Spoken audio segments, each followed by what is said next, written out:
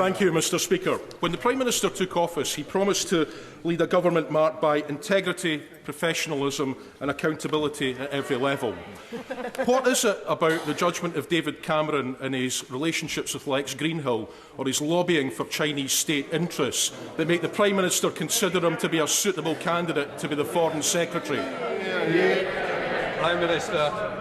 Well, Mr Speaker, I'm delighted that the former Prime Minister has rejoined government as Foreign Secretary. He brings unrivalled experience and relationships across the world and will do a fantastic job championing British interests everywhere he goes.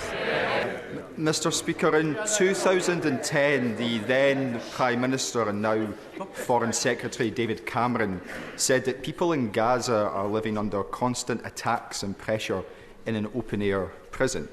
Does the current Prime Minister not agree that if there is not an immediate ceasefire, then all of us in this chamber will be watching on as that open-air prison is turned into a graveyard?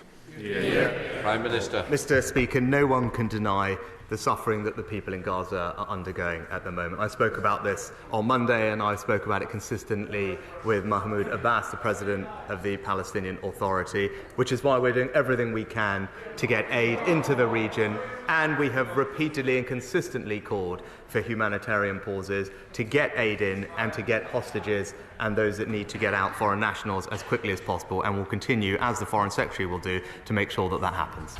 Stephen Flynn.